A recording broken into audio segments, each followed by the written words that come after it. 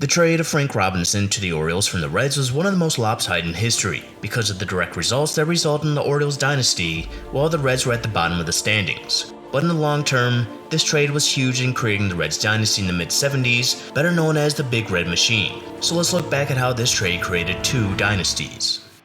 Totally sports-esque. Major League.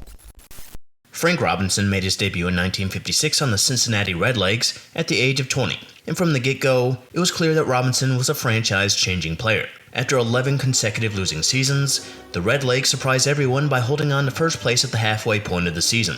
And they were led by Robinson, whose 18 home runs to that point led the team while he hit .313 with a .991 OPS, good enough to earn an All-Star appearance in his rookie year. The Redlegs ended up winning 91 games, but finished 2 games behind the Brooklyn Dodgers for the NL pennant. Regardless, Robinson had a historic rookie year, leading the league in runs while hitting .290 with a .936 OPS, and his 38 home runs were a rookie record, not broken until Mark McGwire hit 49 in 1987. And Robinson would continue after his great first year. Over the next 4 seasons, he would hit 127 home runs with a .301 average and a .931 OPS. He made 2 All-Star appearances in that time, while winning a Gold Glove in 1958, which was also his worst year in this time, and also the last year they went by the Redlegs. And despite the 91-win season in 1956, they only won 80 games or more in 1957.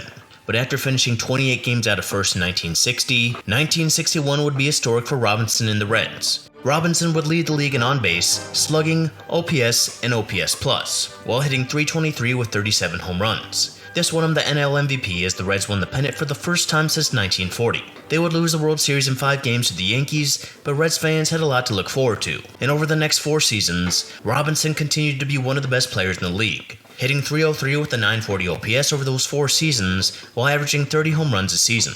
The Reds won 98, 86, 92, and 89 games in this time, and while now that would most likely result in 4 playoff trips, in this time, postseason play was only a possibility if you won the league, and the Reds were never able to do so, and in this time, the relationship between Robinson and the Reds front office became shaky. This started in 1961, when Robinson was arrested for possessing a firearm without a permit in Florida during spring training, and Reds owner Bill DeWitt, whose son now owns the Cardinals, let Robinson spend a night in jail without any intervention. Robinson was thought to hate what DeWitt did, and the relationship was squandered even more, as the cash-strapped DeWitt had salary disputes with Robinson every year, with Robinson even threatening retirement in 1963.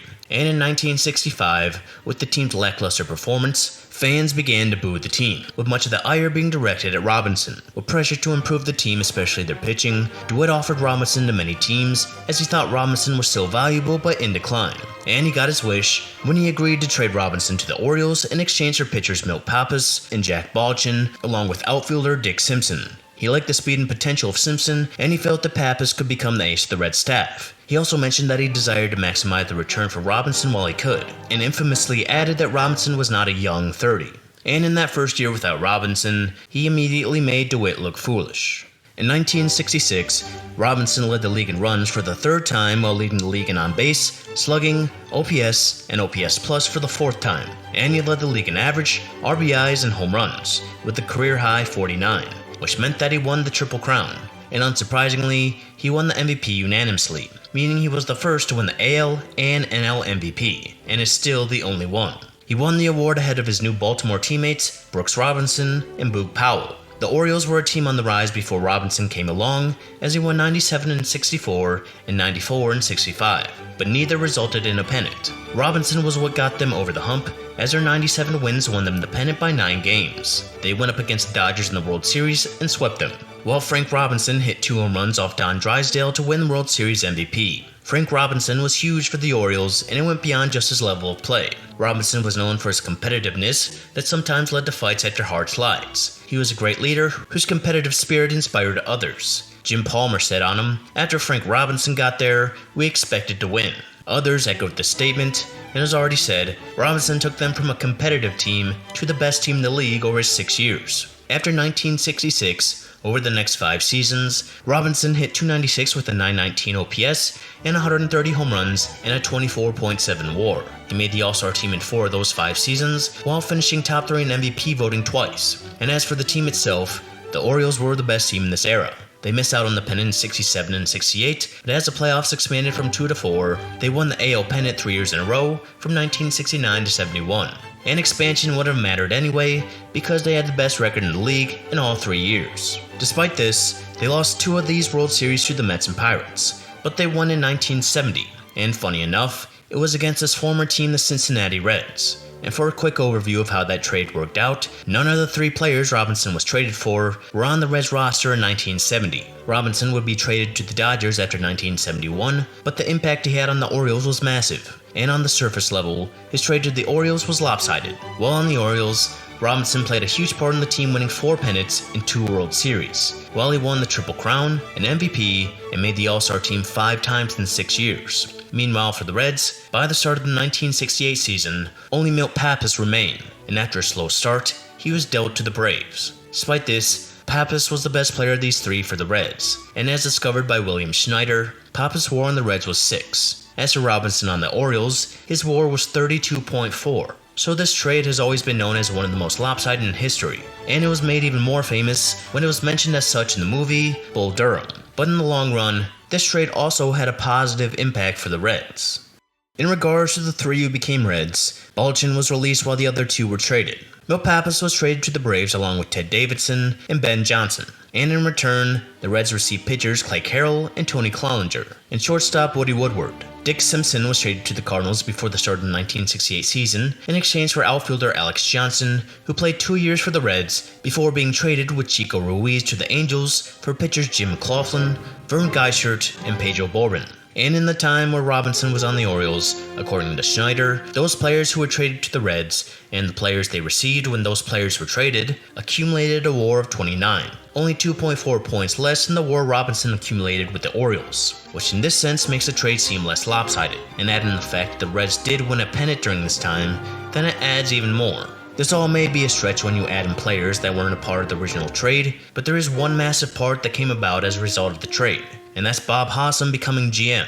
Despite having some success as GM and the owner of the Reds in the early 60s, the Robinson trade overshadowed Bill DeWitt's legacy, and he sold the team at the end of 1966 to a 13-person syndicate, which included his son for $8 million, and Bob Hawsam accepted the role of GM to be DeWitt's successor. Hawsam was just the GM of the Cardinals and started in 1964 when the Cardinals won the World Series. His additions helped the Cardinals win back-to-back pennants as he left, but what he's most known for is being the architect of the Big Red Machine. While a lot of big parts of the team were already there when Hawsam took over, such as Pete Rose, Johnny Bench, and Tony Perez, what Hawsam did went a long way in assembling one of the most dominant teams of all time. The first big move is hiring Sparky Anderson as manager. Dave Bristol was a popular manager who had a winning record as manager of the Reds, and in spite of this, he decided to replace him with Sparky Anderson in 1970. Someone who he hired in the Cardinals and Reds farm system before and had yet to manage in the majors. It was a huge risk that paid off in the end and landed Anderson in the Hall of Fame. And aside from the hire, Hawsam made 2 huge trades in 1971. The first is acquiring Joe Morgan from the Astros in a multi-player deal, which included Lee May and All-Star Tommy Helms, both products of DeWitt. And that year, he also traded Frank Duffy and Vern Geishart in exchange for George Foster. Morgan gained huge power he didn't have as part of the Astros, and Foster gained power as well at the end of the 70s. Morgan would win MVP in 1975 and 76, then Foster would win MVP in 1977. So those 2 trades in 1971 resulted in 3 straight MVPs on the team, and Johnny Bench had won in 1970 and 72, while Pete Rose won in 73. Hawsam remained GM until 1984, and during this time, the Reds won 6 division titles, along with 4 pennants and 2 World Series titles. Those titles were won in 1975 and one of the greatest World Series of all time, which the Reds won over the Red Sox in 7 games. And the 1976 team was the culmination of the groundwork that had been paved in the years prior. Regarded as one of the greatest teams of all time, the team had 4 future Hall of Famers, including Sparky Anderson, and it would be 5 if Pete Rose didn't download FanDuel. The team featured 5 of the 9 in the starting lineup at the All-Star Game and went on to win 102 games. And they went on to sweep the Phillies in the NLCS, then swept the Yankees in the World Series, being the only team to ever sweep the LCS and the World Series. So if you look at the entire scope of this trade in the long term, you can call it a win-win. In the immediate aftermath, the Orioles were the winners with Frank Robinson joining the team and having one of the greatest seasons of all time and being huge in the Orioles dynasty in the late 60s and early 70s. And the reaction and results of the trade brought along the tenure of Bob Hawsam. and many key pieces for the Big Red Machine dynasty that fielded one of the greatest teams of all time. And funny enough, both of these teams in the era won 4 pennants and 2 World Series. While it could be a stretch by any means to call it a win-win, this trade at least makes you consider the long-term effects a trade can have. On paper, trading a future first-ballot Hall of Famer for 3 players who would be gone by the halfway point of 1968 is one of the most lopsided in history, but they set up the pieces for the teams of the 70s. And in the future, when the Rockies win 5 titles in a row in the 2030s, with all the pieces they traded for in the Nolan Arenado and a free $50 million trade, while Austin Gomber wins his 10th Cy Young, we'll look back at it in similar ways.